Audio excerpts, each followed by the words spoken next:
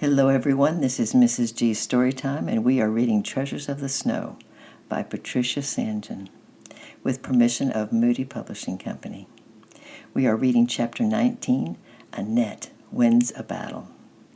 Grandmother's cold water bandages were so successful that when Annette woke the next morning, the pain and the swelling in her ankle was almost gone.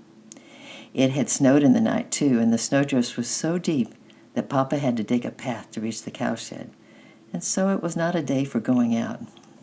But Annette and Danny and the Claus and the 3 kittens were just too much for Grandmother, and by afternoon she suggested that they should go over to play in the hay barn. Danny carried the kittens across in a basket, and Annette lay comfortably on her tummy in the hay with Grandmother's big Bible propped up in front of her. She wanted to find the verse about Jesus knocking at the door, and she found it quite quickly. As a pastor had said, it came in the last book of the Bible. It was Revelation chapter 3, verse 20. See, I stand knocking at the door. If anyone hears my voice and opens the door, I will come in and eat with them, and they with me. Annette learned it so she could say it without looking, and wondered what the last bit meant about eating together. She must remember to ask Grandmother when she next got a proper chance. And then she lay and watched Danny with his kittens. She had opened the door to the Lord Jesus, and he had come in and was living in her heart, and it had turned out just as Grandmother had said.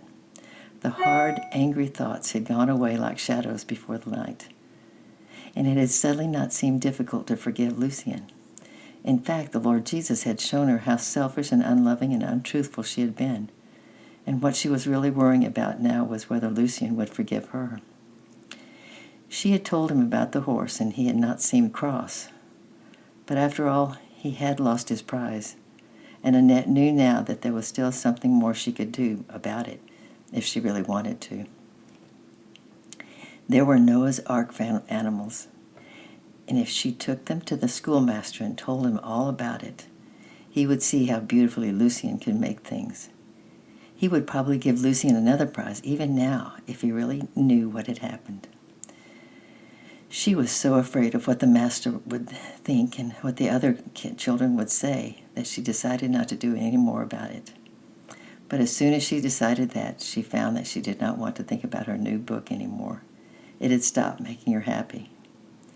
Darkness came early, and the children went in to their evening meal. There was a lot of fuss at bedtime because Danny wanted the kittens to sleep in his bed, and Grandmother wanted them in the barn. In the end, they both gave way a little, and the kittens ended up sleeping under the bed. Grandmother felt quite tired and sank into her chair with a sigh.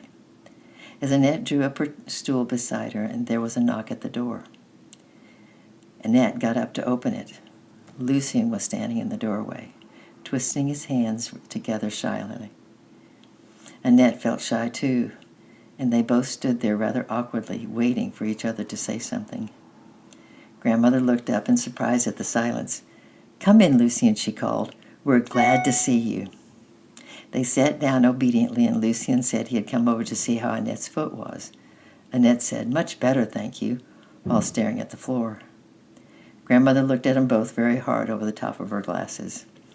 "Annette and Lucien," said Grandmother suddenly, "you must stop this quarrel and behave like sensible children. Lucien, you did a terrible thing, but you did not really mean to do it, and you have suffered for it.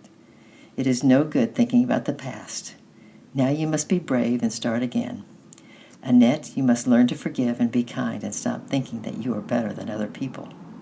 "I don't," said Annette rather surprisingly. "I have forgiven him, out on the mountain last night. It wasn't very difficult to forgive because I did something nasty to him as well, and when I told him about it, he said he'd forgive me too. Didn't you, Lucien? And so we're as bad as each other." "Yes," replied Lucien simply, "but it wasn't such an awful thing as I did. I can make another horse, but I can't make Danny new legs. And anyhow, everyone says you're good and likes you, but nobody likes me." "Perhaps," replied Annette, "it's because they all know what you did, and nobody knows what I did. This afternoon I was thinking I ought to tell the schoolmaster, but somehow I don't think I shall dare ever do it." They were talking to each other, and Grandmother sat listening. But because it was Grandmother, they didn't really mind. Now she spoke. "Annette," she said suddenly, "how did you come to feel that you could forgive Lucien? 2 nights ago you told me you could never." "Well, Grandmother, I opened the door like you said, and then it all happened just like you said. When I asked Jesus to come into my heart, somehow it didn't seem so difficult." "Yes," said Grandmother, "I knew it would be like that if you would only open the door. When Jesus with his great love comes into our hearts, there just isn't room for unkindness and selfishness. There's something else he can get rid of, too. Fetch me my Bible, Annette." Grandmother turned the pages slowly until she arrived at 1 John chapter 4, verses 18 and 19. Annette read them aloud, slowly and clearly. "There is no fear in love. Perfect love drives out all fear. We love because God first loved us." "That's right," said Grandmother. "When Jesus brings his perfect love into our hearts, it drives out unkindness and selfishness, and it also drives out fear. If he loves us perfectly, and he does, he will never let anything really bad hurt us. So there is nothing to be afraid of." Annette and Lucien sat thinking for a moment. Then they smiled at each other. Annette went to the cupboard and fetched her Christmas bear and broke it in half and gave half to Lucien as a peace offering. They sat on their stools, Lucien munching happily, but Annette still thoughtful and worried. She knew more clearly than ever now what was right, but still she didn't want to do it. Lucien didn't stay very long, and when he was gone, Annette got up to go to bed. "Annette," said Grandmother, "remember that when Jesus comes in, you must do what he tells you, and not what you want any longer." "Yes, Grandmother," said Annette rather sadly. She went upstairs and knelt down by her bed to pray. "Lord Jesus," she said, "I do want to do what you say. If I've really got to tell, please make me brave and stop me from being afraid." Annette got into bed with a lighter heart and soon fell asleep. In the morning she woke up early, and as she lay sleeping in the darkness, she saw a light creeping through a hole in the shutter. Jumping out of bed, she flung back the shutters, and the light streamed in. It filled the little room. It had been so dark with the sweet, cold freshness of early morning. "It's like Grandmother said," thought Annette. "Hating Lucien is like shadows, and being afraid of owning up is like shadows. But letting Jesus in is like opening the shutters." Then, limping a little, she dressed and went into the kitchen where Grandmother was stirring the coffee. "Grandmother," she said firmly, "I want to go and see the schoolmaster this morning." "What's this all about?" said Papa, who was knocking the snow off his boots in the doorway. "If Annette wants to see the schoolmaster, she can come with me. I'm taking the cheeses down to the train in the mule cart. I'll drop Annette at his house and pick her up on the way back from the station." Annette's face brightened. If she had to wait, she might have started feeling terribly afraid again. Sitting beside Papa in the mule cart with the cheeses bumping up about behind her and the Noah's Ark animals wrapped carefully in a hanky, she didn't feel quite so happy. She couldn't imagine what she would say to the schoolmaster. What if he was very, very angry with her? He might easily be.